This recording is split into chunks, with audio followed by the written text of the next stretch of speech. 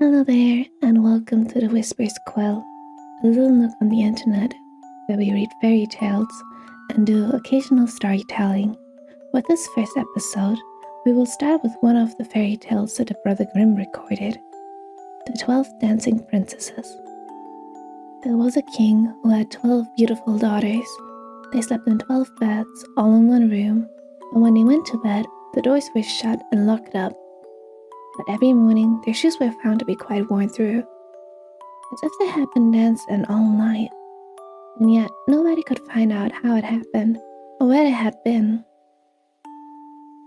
Then the king made it known to all the land that if any person could discover the secret and find out where it was that the princesses danced in the night, he should have the one he liked the best for his wife, and should be king after his death.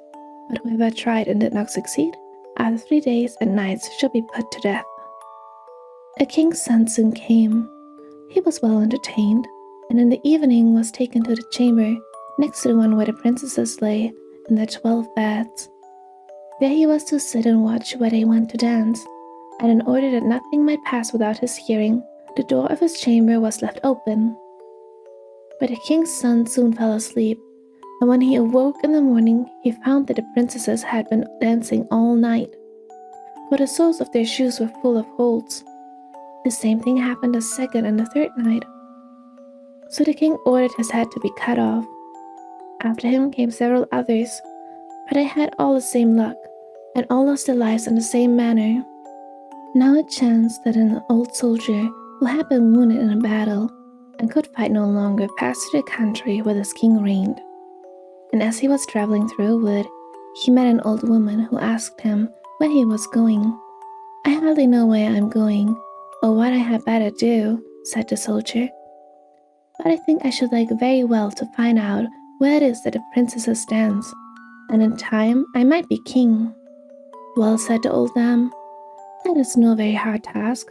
Only take care to not drink any of the wine which one of the princesses will bring to you in the evening. And as soon as she leaves, you pretend to be fast asleep." Then she gave him a cloak and said, "As soon as you put that on, you will become invisible, and you will then be able to follow the princesses wherever they go." When the soldier heard all this good counsel, he determined to try his luck.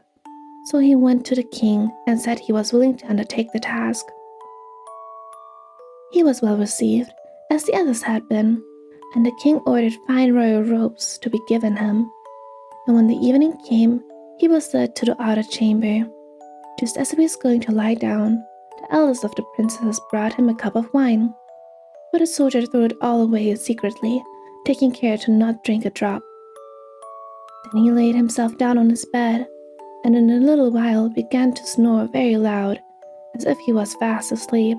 When the 12 princesses heard this, they laughed heartily.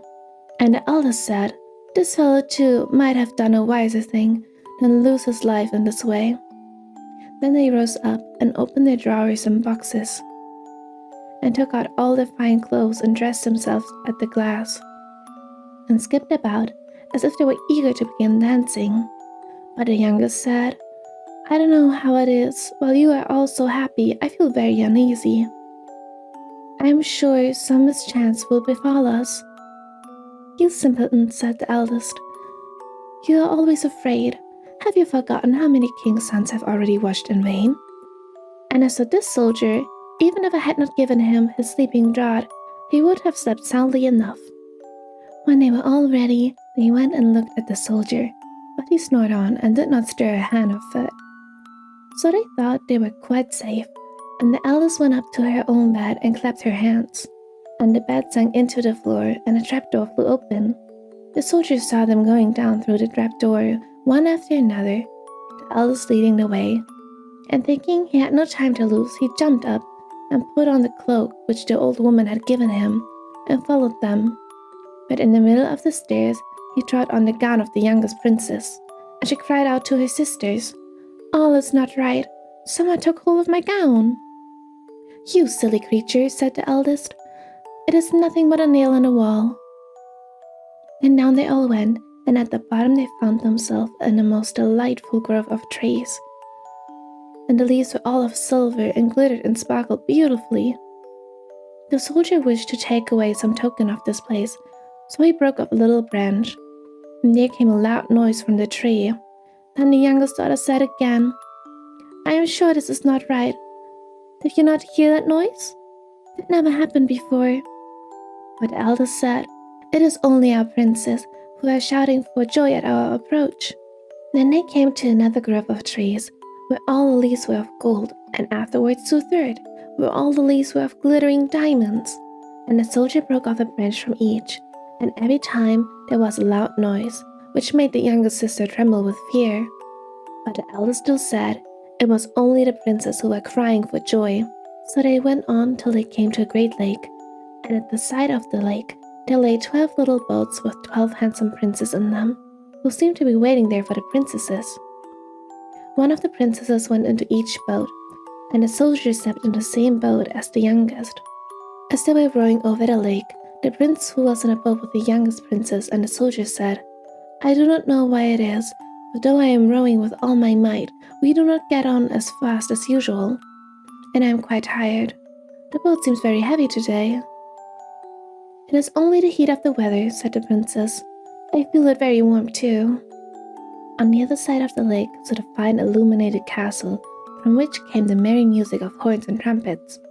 There they all landed and went into the castle, and each prince danced with his princess. And the soldier, who was all the time invisible, danced with them too. And when any of the princesses had a cup of wine set by her, he drank it all up, so that when she put the cup to her mouth it was empty. At this too the youngest sister was terribly frightened, but the eldest always silenced her. They danced on till 3 o'clock in the morning, and then all their shoes were worn out, so that they were obliged to leave off. The princess rowed them back again over the lake, but this time the soldier placed himself in a boat with the eldest princess, and on the opposite shore they took leave for each other, the princesses promising to come again the next night. When they came to the stairs, the soldier ran on before the princesses and laid himself down. And as the 12 sisters slowly came up, very much tired, they heard him snoring in his bed, so they said, "Now all is quite safe." Then they undressed themselves, put away their fine clothes, pulled off their shoes, and went to bed.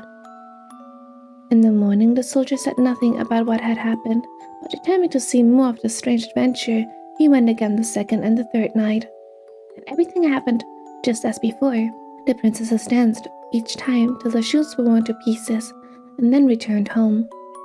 However, on the third night, the soldier carried away one of the golden cups as a token of where he had been. As soon as the time came when he was to declare the secret, he was taken before the king, with the 3 branches and the golden cup, and the 12 princesses stood listening behind the door to hear what he would say. And when the king asked him, "Where do my 12 daughters dance at night?" he answered, "With 12 princes in a castle underground." And then he told the king all that had happened, and showed him the 3 branches and the golden cup, which he had brought with him. And the king called for the princesses and asked them whether what the soldier said was true. And when they saw that they were discovered, and that it was of no use to deny what had happened, they confessed it all. And the king asked the soldier which one of them he would choose for his wife, and he answered, "I'm not very young, so I will have the eldest." And they were married that very day, and the soldier was chosen to be the king's heir.